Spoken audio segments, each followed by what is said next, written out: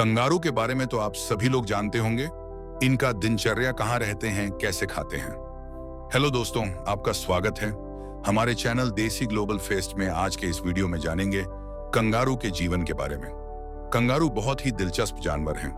वे रात में बहुत सक्रिय रहते हैं, लेकिन दिन में बिल्कुल शांत रहते हैं। वे खूब उछलते कूदते हैं और अपने बच्चे को रखने के लिए उनके पास एक थैली होती है।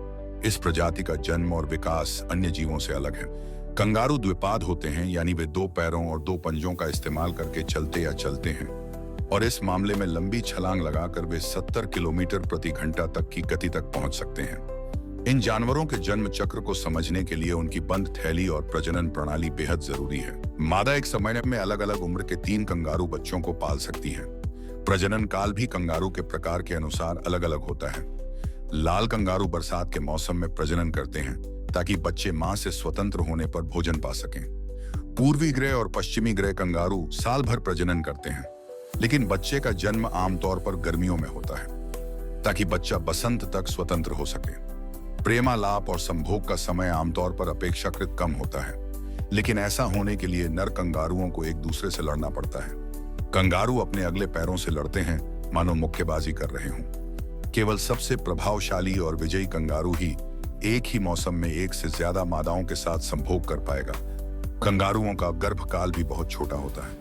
कम से कम गर्भाशय के अंदर, जो कि पशु जगत की सबसे छोटी प्रक्रियाओं में से एक है, कंगारू के बच्चों को जन्म लेने में केवल 28 से 33 दिन लगते हैं। हालांकि कंगारू के बच्चे बहुत बड़े नहीं होते। गर्भ में 28 से 33 दिन रहने के बाद अविकसित भ्रूण केवल लगभग 2 सेंटीमीटर लंबे पैदा होते हैं। इन भ्रूणों पर बाल नहीं होते और उनकी आंखें और कान अभी भी बहुत समय से पहले ही विकसित हो चुके होते हैं। उन्हें अभी अपना विकास पूरा करना है। बहुत छोटे होने के बावजूद नवजात शिशु सहज रूप से मादा कंगारू की योनि से अपनी मां की धानी थैली में चले जाते हैं। जी हाँ, अन्य सभी अपरा स्तनधारियों की तरह कंगारू भी मादा की योनि से ही जन्म लेते हैं और अपने छोटे आकार के बावजूद विकास पूरा करने के लिए थैली तक चढ़ने की पर्याप्त क्षमता रखते हैं। आपको पता होना चाहिए कि कंगारुओं की जन्म प्रक्रिया यानी प्रसव भी काफी जल्दी होती है। नवजात कंगारुओं का विकास पूरा होने के बाद वे जन्म के तुरंत बाद धानी थैली में चले जाते हैं। वे बिना किसी मदद के ऐसा करते हैं और बस अपनी सहज प्रवृत्ति का पालन करते हैं। थैली में छोटा कंगारू अपनी मां से दूध पीना शुरू करता है, लेकिन इससे बाहर निकलने के लिए उसे अभी भी इस थैली में 8 महीने बिताने होंगे।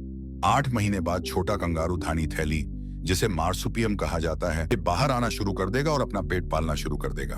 हालांकि उसे अपना भोजन मिल सकता है, फिर भी वह अपनी मां का दूध पीने के लिए धानी थैली में वापस आ सकता है। एक और बच्चा कंगारू नजर आ रहा है।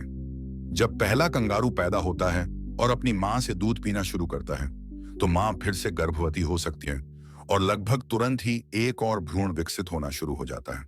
अगर पहला कंगारू अभी भी दूध पी रहा है तो उसका क्या होगा?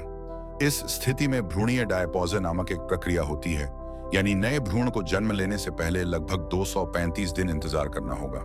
हालांकि भ्रूण गर्भाशय में विकसित नहीं होता, वह रुका हुआ ही रहता है। जब 235 दिन पूरे हो जाते हैं और पहला शिशु कंगारू धानी थैली से बाहर आ जाता है, तो गर्भाशय में भ्रूण पूर्ण सक्रिय हो जाता है। जब यह दूसरा भ्रूण जन्म लेता है और थैली में चढ़ जाता है, तो मां कंगारू फिर से गर्भवती हो सकती है।